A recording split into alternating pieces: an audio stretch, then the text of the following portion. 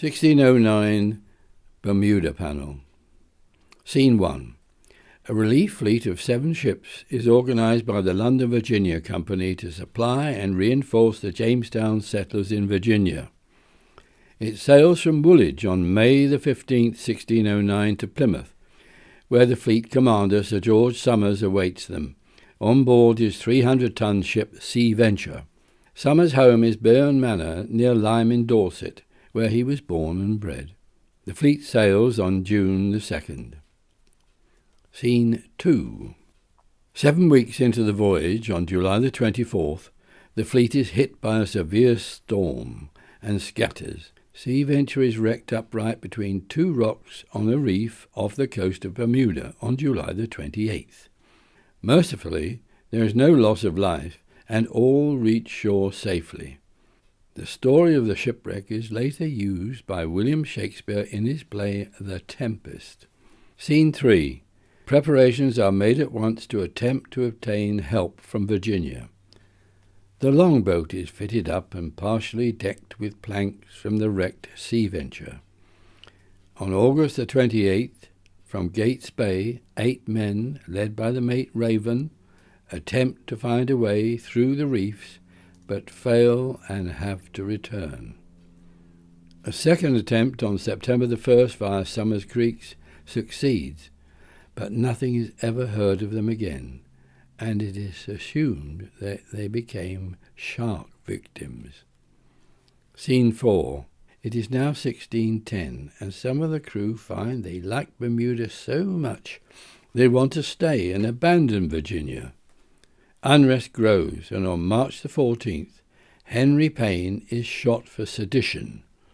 Somers decides to claim the island officially for another colony for England. 2 ships are built by shipwright Frobisher, the Deliverance and the Patience, and set sail for Virginia. Scene 5. William Strachey, who keeps the journal of the voyage, records that the 2 ships, with Gates and Somers aboard, succeed in reaching Virginia by May the 21st, 1610, anchoring off Cape Henry, to be welcomed by Captain George Percy. The colony is in a bad state, and is only prevented from being abandoned permanently by the arrival of another relief fleet commanded by Lord Delaware. Later, in June, Somers volunteers to return again to Bermuda for food and other supplies for the settlement in Virginia. But once back on the island, hurricanes frustrate his plans. He falls ill and dies on November the 9th, 1610. His remains are brought back to England and interred at St. Witt's in Whitchurch, Canicorum, in Dorset.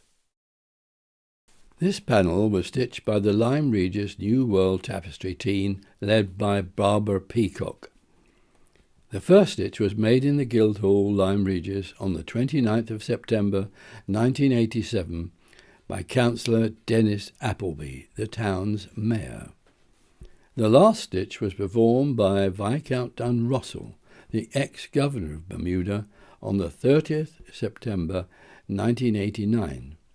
Again, the ceremony took place in Lyme Regis Guildhall, which I've illustrated in Scene 5 on the panel. The 4 men alongside are councillors reading Sir George Somers' will. So now, regarding the heraldic shields I've illustrated here, let's look at the one for William Shakespeare, the immortal bard. Normally, one's coat of arms will be a family one, but unusually in this case, it's a pun on his name, because it shows a spear. Good job his name wasn't Bottomley. Gerard's old remedy for the herb Solomon's seal is almost unbelievable. Listen to this. Application of the fresh root taketh away in 1 night or 2, at the most, any bruise, black or blue, spots gotten by women's wilfulness in stumbling on their hasty husbands' fists. Ouch!